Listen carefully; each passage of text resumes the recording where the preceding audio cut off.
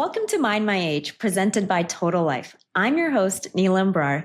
Today we have an exceptional guest, Allison Virtue, a therapist with extensive experience in providing advocacy and therapeutic services to seniors in long-term care settings. Allison has been with Total Life, providing support and therapy to seniors across the nation. Welcome, Allison. Hi, it's so good to be here and talk with you about mental health for seniors. We're so excited to have you. So, Allison, can you start by telling us a bit about your background and what inspired you to become a social worker specializing in therapy for seniors? Yeah, absolutely.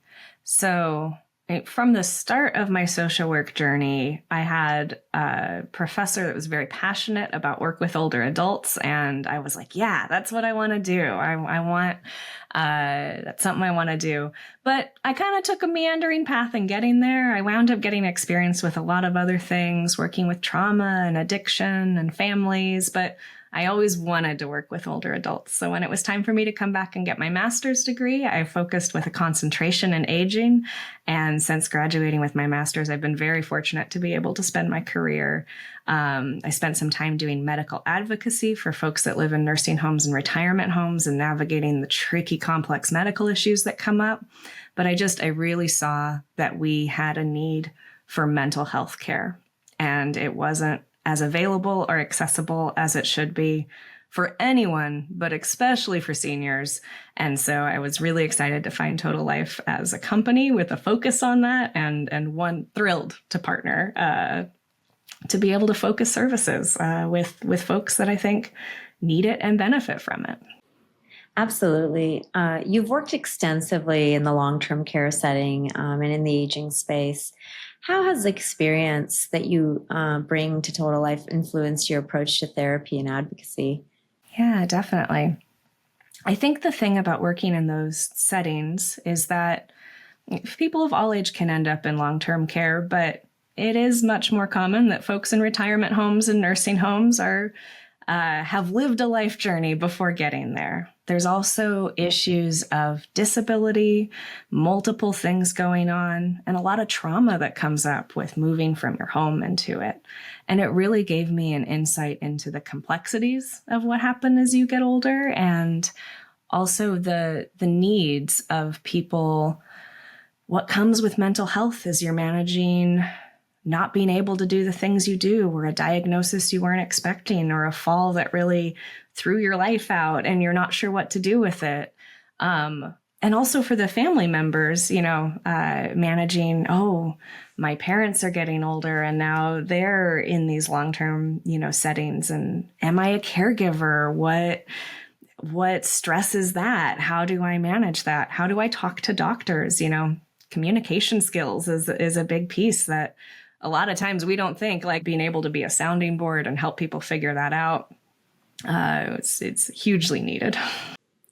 It's so interesting because we've learned through our experience that the population over 65 has a different level of independence and voice when it comes to speaking to their doctors. I look at my own mom and dad, and they really just listen to the doctor. They don't go in and feel comfortable saying too much. They really would respect, which they should, the doctor, but also the doctor doesn't necessarily always hear everything going on in their life as a result.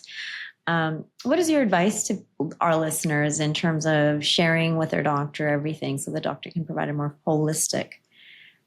Yeah, definitely. Definitely. I think that's a great and very insightful question to ask. And it's come up with a lot of my work with clients here. I think common advice that I give is to make a list beforehand so that you don't forget things. Another thing is to really think about how your symptoms impact your day-to-day life. I feel like a lot of times with mental health and physical health, when people are talking to doctors, you want everything to be okay because, we don't want that bad news, but doctors can't treat you if they don't know what's going on. And sometimes being able to put it into language they can understand of, I'm not getting outside as much. I'm walking less. It's hard for me to be able to stand up and cook meals. It's hard for me to move around the house. It can help people understand why what you're going through is impacting you and help your doctor understand what you actually need help with the most. Absolutely. And it's important not to be shy or worried that the doctor's going to judge you. If you're not following your care plan, tell the doctor you're having trouble, right? Yeah. Yeah. You can have the most beautiful plan of care in the world, but if it's not going to work for you, it's not a good care plan. So, having those conversations openly and honestly, and, making sure that your medical team is hearing you when you're saying that, it's really important. So let's move into managing transitions. One such transition is retirement. Another one could be caregiving. These are all large changes that happened as we age, and these transitions need to be supported with proper proactive routines and goal setting. Otherwise, it can be incredibly challenging, especially for seniors. Can you share a story about how cognitive behavioral therapy or another approach has helped one of your clients manage a significant transition? I love what you said about goal setting, because I think a lot of times it's not even the transition itself. It's what the stories we're telling ourselves about the transition. And so if a lot of our meaning in our life came from our job, then when we're on the other side of our job, it's like our life doesn't have meaning. And that's not true, but that's the story we're telling ourselves. That's the thought that's coming up. And so, cognitive behavioral therapy, that's that cognitive piece, that's your thoughts. And so really paying attention to the stories you're telling yourself about what's going on, the thoughts or beliefs that are there, and then challenging them and going, am I actually living, is this true? Is this actually accurate to what's happening? And sometimes it is accurate to what's happening. Sometimes you do need to change into caregiving, and that is going to be a stressor. But then it's like, well, what's the story we're telling ourselves about how capable we are of handling it? And I think sometimes we really don't believe that we're up to a challenge that we're absolutely up to. Sometimes we're not able to identify support that we know that we have. So being able to look at, what's the story that I'm telling myself about what's going on? What's the story I'm telling myself about how capable I am of handling it? Can, you change your thoughts, and you can change your feelings in your day-to-day experience. I really firmly believe that. And that's kind of the core basis of cognitive behavioral therapy when we're working with folks. I know one person I was working with, she was really stressed out about the idea of leaving her job. She had stayed in her job maybe even longer than she was thinking about. And as we worked together, it was really a question of she was looking at it as all or nothing. Like, I either keep working full time, wear myself out, or I stop entirely, and then who am I? And it's like, well, maybe looking at your goals, looking at the life you want to live, and you can take pieces of it. You can work a few days a week. You can go on vacations. You can figure it out. And so stopping that all or nothing thinking, helped her think through a little bit more accurately, what do I want from my life? And what do I want from this stage of my life? That's absolutely right. I think the whole notion around retirement is shifting. It's not about stopping work altogether and putting your feet up. It's about having freedom to redesign your day to day. It could involve working or consulting or, volunteering, but it's really up to you. And that's what retirement means. It means freedom to go do what you want with that time. Mm-hmm.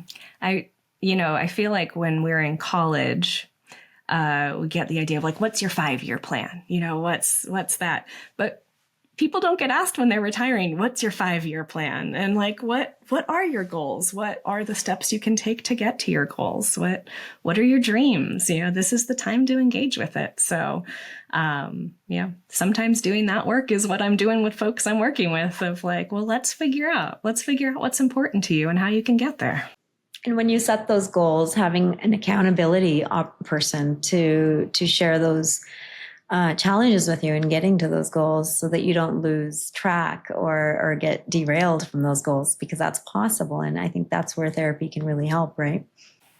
Absolutely. Absolutely. I think it really helps with that. And also, sometimes I'm coaching people through how to have that conversation with their life partner or with their kids, and so it's me as an accountability person, but also helping them nurture accountability people in their own life that can help support them with their goals and dreams. So, what are some techniques that our listeners can think about doing in resetting those goals? We like to say on this podcast that your best years are ahead of you, and that you need to really have that fresh perspective and curious mindset. So, if you're listening right now, what should they be doing? Yeah. So I think a good place to start is with thinking through some different domains of life. Because a lot of times, just like goals, it's like kind of overwhelming. Your brain just makes a static noise and it's like, I don't know. And so thinking about it in terms of like, vocation, work. Is there specific volunteer work you want to do? Is there continuing with your career? Is there mentoring you want to give back? Okay, work is one domain. Family. What are your goals with your partner, with your kids, with, brothers, sisters, people that are important in your life? Do you have any goals with how you spend time with family? Leisure. Do you have any goals for travel, for recreation? Is there a place you've always wanted to visit? Thinking through that. Relationships. It's hard to make friends, even as I feel like once we get out of elementary school, it's hard to make friends the whole way through. And that continues into once we retire from work. And so, what are your goals with nurturing the friendships you have or trying to build new ones? So thinking about it, breaking it into some discrete pieces can help you tackle the idea of goals instead of just this big thing, but really thinking about it in some different areas of life. I love that framework for thinking about those goals, because it's so easy to get caught into, I don't know where to start. And so bucketing it into things that are meaningful to you, and then figuring out how to get there, I think is so wonderful. And these are changes or transitions that we can do at any age, but it's important, especially when you have a huge change like retirement or loss of a loved one, to really reset and recalibrate what your new normal looks like. Yeah, yeah. And to keep in mind, a lot of the stuff we've been talking about is around like idea of retirement and the world opening up. But the truth is there are hard changes too, where we would have rather not had that change happen if we could have avoided it. And when that happens, there's grief and loss, and absolutely there's that. But there's also a sense of looking at yourself and your patterns and going, the rhythm of my life, what I do instinctively, what I do naturally, is it still serving me in this day and age, in what I'm dealing with now? Now that I'm a caregiver, are my routines sufficient for me to take care of myself? Or now that I don't have this really important person in my life, do I need to add in something that maybe happened very naturally with them and isn't happening anymore? So for joyous reasons and hard ones, I think it's really good to look at, is your life serving you? And what do you need to add or change to get it to serve you? It's very true. Losing a loved one can be one of the hardest experiences we can go through. As we age, unfortunately, there's more and more of those experiences we face. How can CBT or other therapeutic approaches really help someone cope with grief and loss? How do you use it in your day-to-day practice?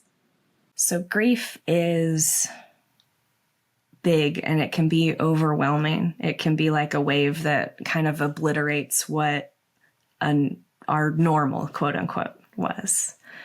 And my goal in working with people is never to cure grief entirely, because, it hurts because it was important. And so that pain is a testament to the love that was there.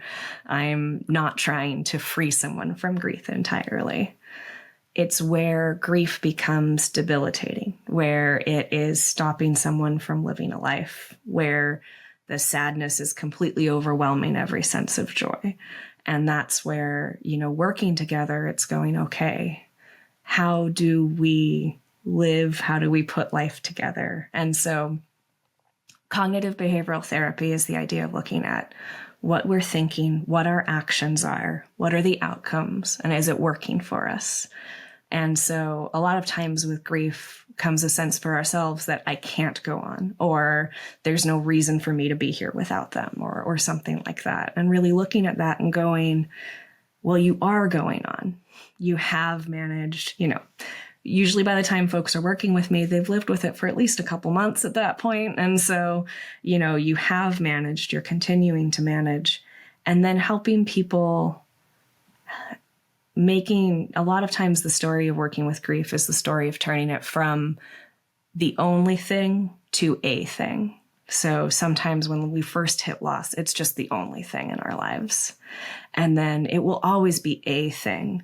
But being able to identify and focus on, even when we don't necessarily want to do it, when we know it will be good, investing in our other relationships, investing in meaningful activities, finding the things that brought us joy, even if it doesn't feel like it bring it joy.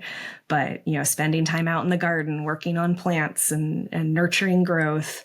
And eventually, as that wave of grief recedes, you find that you've built a life that is there for you. And then the feeling starts to come back a little bit more too. So that's a lot of times the work that I'm doing with folks. Mm-hmm. Isolation can lead to feelings of loneliness and depression as well. They can come at any point in our aging journey. What strategies can our listeners use to combat isolation and stay connected? Yeah. I mentioned this earlier. It's hard to make friends. I think that is a challenge all across our lifespan. And we make friends by being around people and having generally, what the research shows is that it's low stress contacts, frequent, low stress contacts that eventually lead to something deeper. We get those very naturally in school. We get them very naturally in work a lot of times. But when we're not doing school and work anymore, we're not necessarily getting those until we seek them out. So this is going to sound a little counterintuitive or a little basic, I suppose. But in order to combat isolation, you need to figure out where people are and get there. But it's a lot more than that. It's also about paying attention to your own communication skills and how you're connecting with people. It's about if you have a shyness or maybe you're a natural introvert and it's hard to get out there, understanding the importance of it and prioritizing it and rewarding yourself with lots of rest and recovery if that's what you need as well. It's also about appreciating the relationships that are currently in our lives and maybe making a bid to have them be something deeper or more meaningful or more meeting our needs.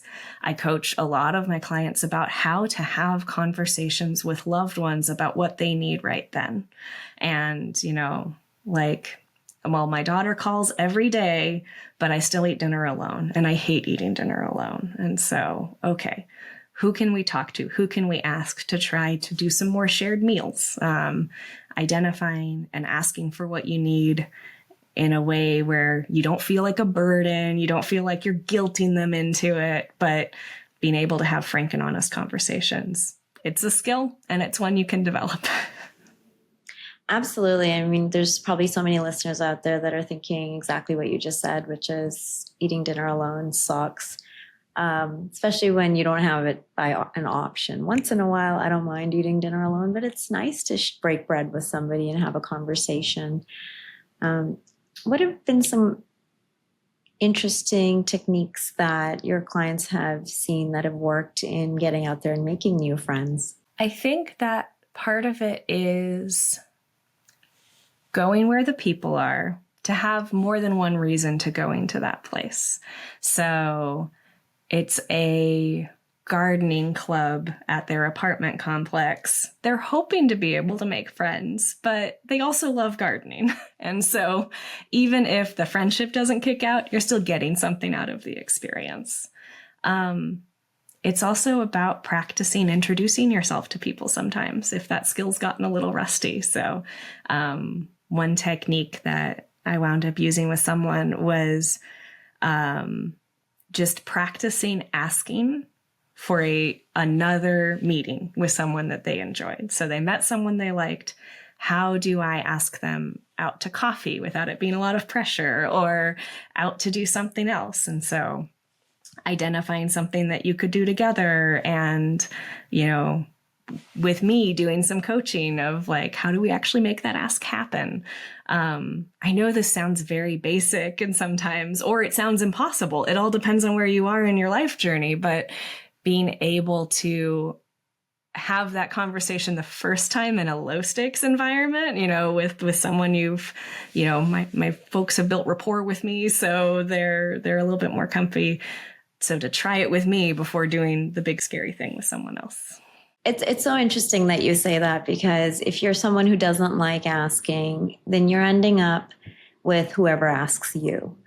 And that's great because they want to be your friend. But if you have certain goals, you want to be around more people that like gardening, or you want to pick up a new sport, you've got to really put yourself out there and get closer to those people. And that requires you to ask. Mm-hmm. And asking, it's about vulnerability, it's about risk. And those things are really hard when we feel when it feels high stakes, when we've been rejected by someone already. You know, it's a lot of personal work as well, of being okay with yourself, being comfortable with yourself, and being able to ask from a place where you're feeling confident in who you are, regardless of what the answer is. It's so true. I was having dinner with my dad, and we bumped into a bunch of older men that they used to be in the same social circles, but they've lost touch. And they were talking about how they go golfing. And when they left, I said, "Dad, you love golfing. Why didn't you bring up, like, I'd love to join you next time?" And he said, "No, it's okay." And I thought, wow, he's actually shy about asking. And so it's been on my bucket list to reach out and see if I can make it happen for them. And I love that, because that could be a good strategy for folks that are listening. If you've got a more extroverted person in your life, maybe you only need to let them know what your goals are, and then let them work your social calendar a little bit. Yeah, just call me. I'll butt my nose into everyone's business. Right. Matchmaking friends for your parents. I think that's a great opportunity. Yes. So let's move over towards another important topic that comes up. I've seen it several times with those around me. As we age, we start to lose our loved ones, whether it's siblings or spouses or parents, and it's a really tough journey. What are some opportunities for support that you've brought to your therapy sessions that can help people cope? I remember I was talking with one person who was sharing about some very tragic loss that she had. And it was one of those things where at the end of it, she said, "I don't have anyone to talk about this with."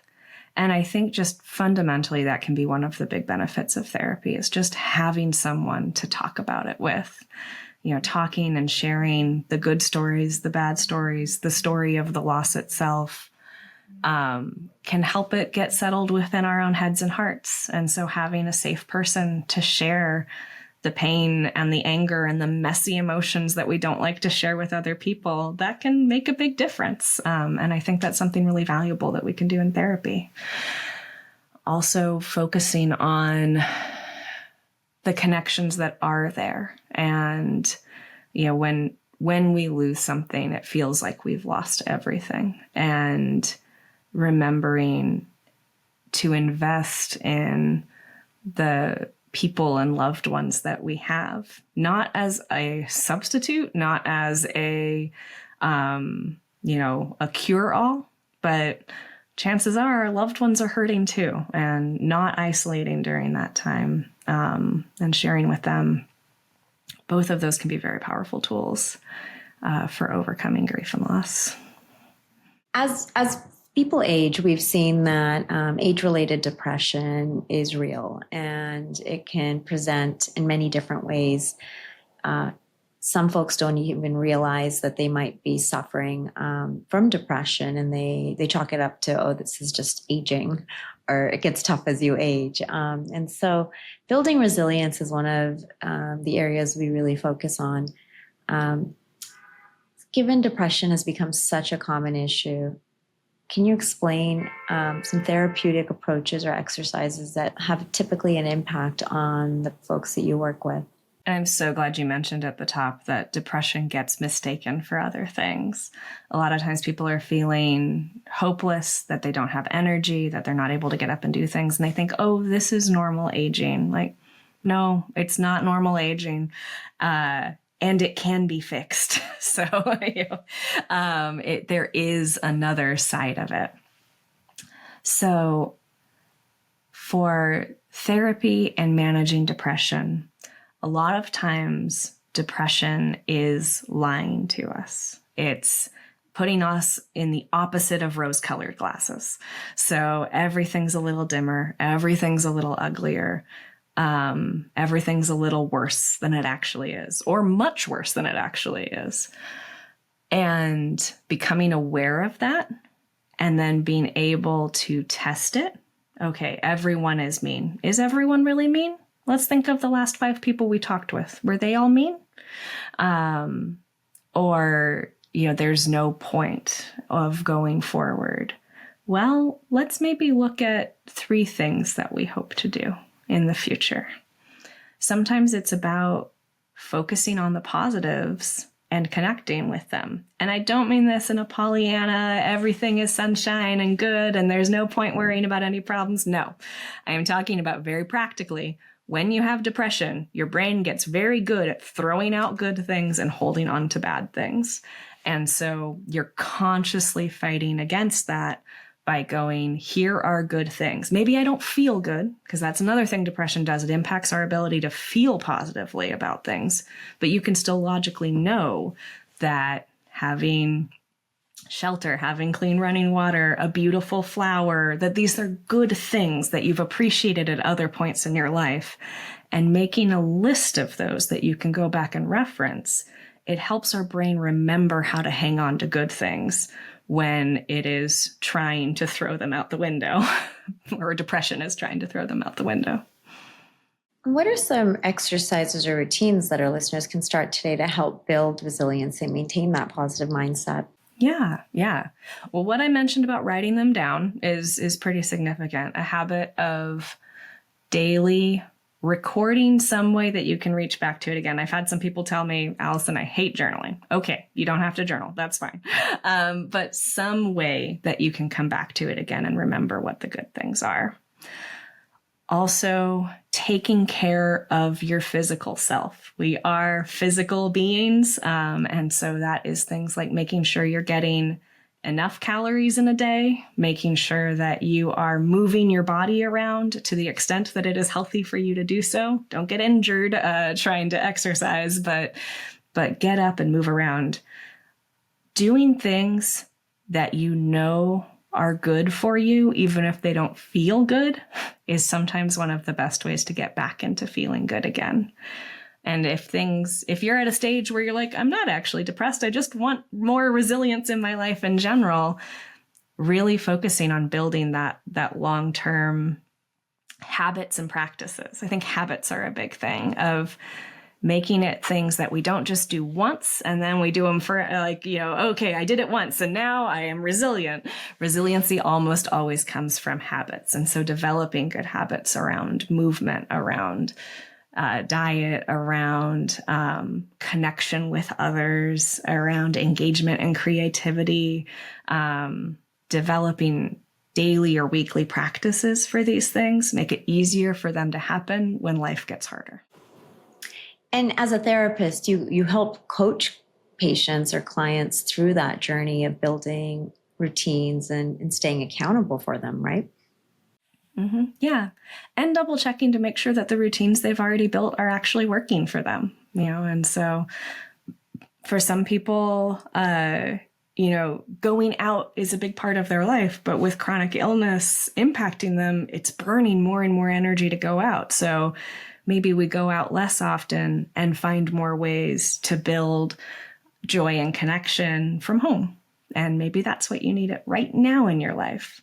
Or maybe you've been at home too much and you need to go out more. It's not a one size fits all answer of like, this is the right thing to do for a life. It's about figuring out who you are, where you are and what's going to help you most right now. Absolutely. What are some key insights you've gained on the significance of mental health on aging?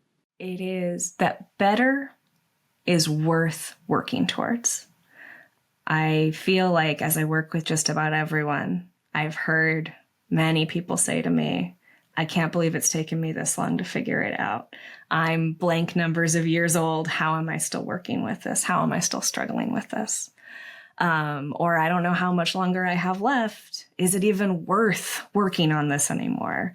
And yes, it's worth working on it. None of us know how long we have before our timer runs out. And better is also always worth working towards, even if your life up till now has been, difficult or you're feeling like you're beating yourself up because you haven't figured it out before now. All of our learning over our whole lifespan builds us into who we are, and who we are now can still make choices that make life better and beneficial to live. Can you share an inspiring story of resilience and recovery that has stayed with you? Yeah. I'm working with someone who has chronic illness, and chronic illnesses are really hard because it's a big question mark. It's a lot of big question marks about what it's going to look like day to day.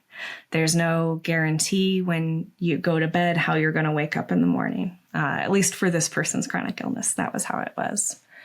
And when I first started working with them, that was really making them stuck. Feeling like they couldn't commit to anything or do anything because they didn't know how they were going to feel that day. And then that brought on a lot of depression because they felt isolated and lonely and like they didn't have a good connection with the people in their life because they felt like other people didn't understand what they were going through and things like that.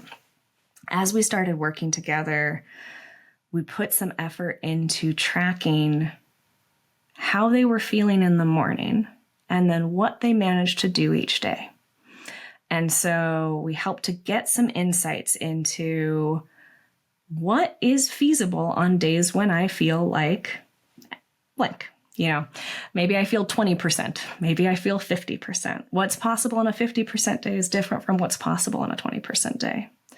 And as they shifted their mindset from what they weren't doing anymore to what they were able to do with their days, they got connection with other people in their life. They were able to reach out and be more spontaneous. They were able to commit to some longer term projects because they were recognizing that they had enough good days to be able to do them. They were able to just find joy in life again. And it went from connecting with, they were very downcast, bursting into tears a lot when they first started talking with me. And after a little bit of working with each other, connecting, getting to see them have a great big smile on their face and still grump about what's going on. And it's not fun figuring out your body and, all of that stuff. But there was some hope again. And that hope really helped see them through hard days. It's so important to have tips for a healthier mindset. What are some actionable tips our listeners can start implementing today to improve their mental health and stay engaged? Yeah. So hard things in life happen. Don't make it harder by beating yourself up about it, I think is the one sentence. So focus. If you catch yourself calling yourself stupid or an idiot or lots of different negative things that if you have a brain that does this, you probably know better than I do, really trying to stop that pattern because we do not improve through shame. We do not improve by feeling bad about ourselves. So building a voice inside your head that says, I'm learning, I'm growing, it's okay for me to do better. I can do better. And so challenging that negative self-voice in your head would be, I think, number one. Number two is figuring out how to celebrate yourself for small steps. So for focusing on things that you've done, focusing on things that you've accomplished, building a mindset that pays attention to positivity. And I think number 3 is figuring out your long-term where you're trying to get to and building a road to that place. So stop beating yourself up. Focus on the things that actually are positives within your life, even if you're not feeling like it. Still focus on it and try to craft out a goal that you're moving towards so that you have some direction with what you're trying to do. It's so important to stay physically fit and physically active as we age. But not many people really think about or speak about the importance around mentally fit, mental activities, and how we can actually influence our mental activities, our mental fitness, by doing exercises and routines. What are some of the ones that you think are really easy to implement into our day-to-day? Yeah, I think, like we've talked about, a positivity list. At the end of the day, making time to commit to write down 5 things that you recognize are good things to have in the world. And to focus on, sometimes it's called a gratitude list. Maybe it's things that you're grateful for, but a commitment to regularly focusing on those things. I think that meditation and deep breathing are also very good things to engage with. This is particularly good if you have a brain that gets stressed out very easily, and you can feel your heart racing and your breath going faster. Deep breathing helps tell our brains that it's okay to calm down. So if you've never done deep breathing before, one of the easiest ways is by counting to 4. So you inhale, 1, 2, 3, 4. You hold it in your chest or your stomach, 1, 2, 3, 4. Exhale, same way, slow breath, 1, 2, 3, 4. And then hold the exhale, 1, 2, 3, 4. And do that over and over again until you can feel your heart calm down a little bit. And that's just a very basic way to connect our brain and our body and help us calm down. I love that. And it's so important to take a moment to do the breath work. When you speak about a gratitude list, how often should one be looking at that list? Is it every morning? Only when you're feeling down? What is your recommendation? My fundamental recommendation is almost always what works for you. But if you're not sure what's going to work for you, I think a habit of writing it at night and checking it in the morning is a good rhythm to get into. And then as you get going for a little while, you may find out like, oh, I always remember in the morning what I wrote down the night before. That's not actually helping. And so then you might actually hold it for when you're feeling particularly down. Or maybe when you're writing the next days, you go back and review what you wrote the day before. Maybe challenge yourself to write something different. So I think, I think it's most important in the hard times where you're having trouble remembering what the positivities are. But if you're not sure how often you need it, build a routine of checking it every day. Yeah, I've personally found that sometimes you can wake up and your mind just gets flooded with thoughts and things that are stressing you out and negative feelings. And I take a moment now, quite often, to just proactively say positive things. Positive affirmations and things I'm grateful for, even before I open my eyes for the morning, before I get out of bed, because it just helps push away the negativity and make space for the positive. And it's such a useful and impactful exercise. Yeah. And I just want to take a minute to speak to the grumps out in the world who are going, that sounds like a bunch of things I will not say on a podcast. And like, Honestly, or easy for you to say. Yeah, you don't know what I've been through.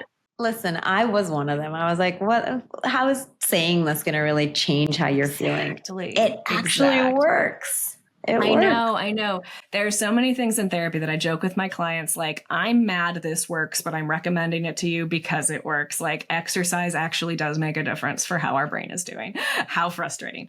Doing positivity actually does help us remember good things. And so, I just want people to know that this is not coming from a place of like, surrounded by chiming bells and like in a place of peace. This is for people who are going through it and are fighting to get through each day.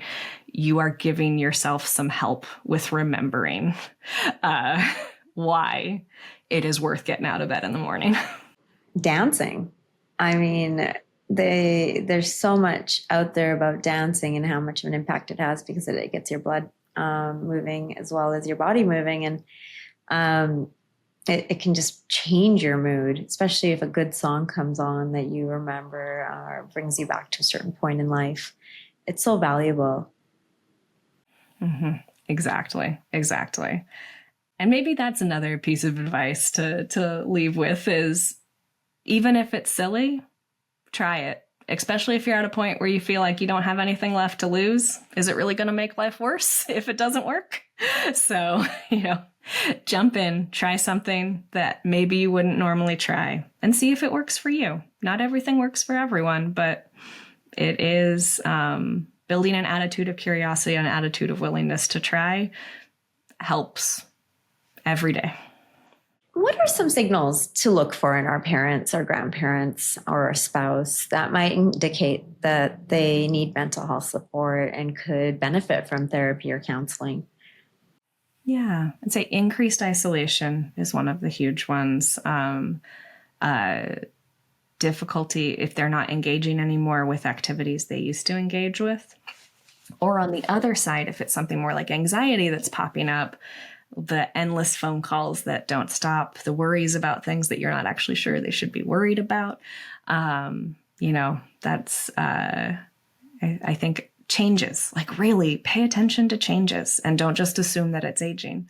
So if someone is really going downhill in terms of energy or is really getting nervous or antsy or agitated, mental health support is often a good thing to add to other medical supports. One of the things that I recently learned was that alcoholism is at a rise with folks in the 65 plus community. And it's something that people aren't talking enough about. And so, obviously with retirement comes challenges and stresses. And, what are some strategies in which we can spot these issues early and seek support? Having an honest conversation about the amount of alcohol that's being drunk and why it's being drunk. And so if it's like, I need it to be able to sleep at night, that's probably a red flag. That's something, especially if that's not how they've been for the rest of their life. If you're noticing a lot more bottles around, that's probably a flag. Or if you yourself are the person who's going, oh, maybe there's something going on, listening to what people in your life are telling you in terms of if one person's worried, maybe they're just nervous. But if 5 people in your life are worried, maybe it's time to think about reaching out and seeing what kind of support you can get.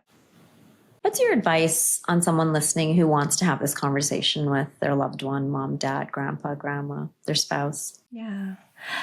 I think come from a place of ownership of your concerns and really try to stay objective as opposed to judgmental. So few things make us more defensive than feeling like we're wrong. So being curious and asking questions about, hey, I've noticed a lot more bottles around than I've seen before. That's an objective fact, no judgment attached to it. I'm wondering if there's something that you're going through that's having you drink more. Questions, opening it up. Or when you are drunk, I feel, and then you're owning your own feelings about it. Of, I feel really worried that you might fall. Not you're gonna fall, because that's gonna make the defensiveness come up, but it's about your worries and your fear and opening up a dialogue of curiosity. So you've been with Total Life working with seniors on a day-to-day basis and as a therapist. How has this experience really shaped your approach to therapy, working with older adults? I mean, it's made me more committed to it than ever. I love working with folks to help them figure out how to make their life better. And I have gotten to see people make their life better when honestly they didn't have much hope of doing so.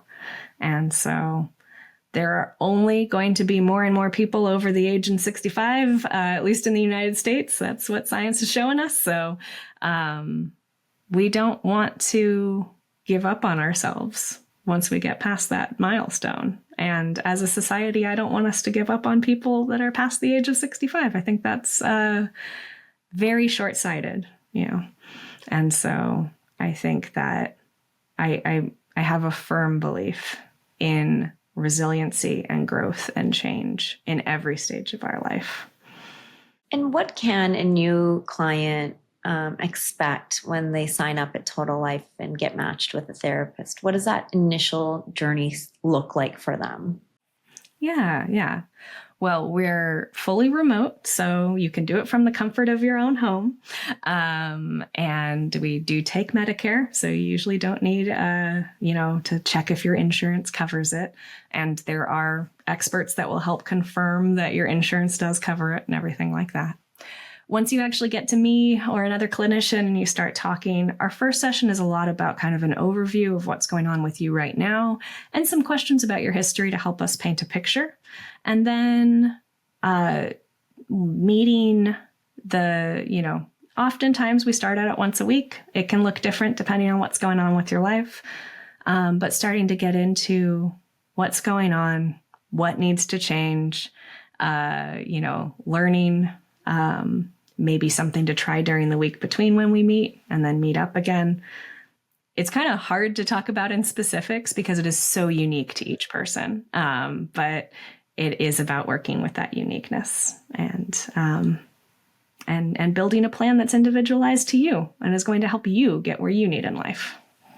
Great. Allison, it's been an absolute pleasure having you on the show. Thank you for sharing your invaluable insights and experiences in working with older adults. Final thoughts and a call to action for listeners to consider the benefits of therapy? Yes. Consider the benefits of therapy. But in all seriousness, if anything that we've said has resonated with you, and not just if you are thinking, that sounds nice, but I'm not bad enough for it yet, call. That don't wait for it to be a crisis. As a therapist, I love working with people as a preventative service to help build that resiliency, to help build you to be ready for the hard changes in life. But yeah, if any of this resonated, if you thought, man, I'd love to have this conversation, give us a call. We'd love to talk with you. Amazing. So listeners, if you're inspired by today's conversation, visit totallife.com to learn more and sign up for therapy sessions covered by Medicare. Remember, it's never too late to start taking care of your mental health. Stay mindful, stay healthy, and keep thriving. Until next time, this is Neelam Brar signing off.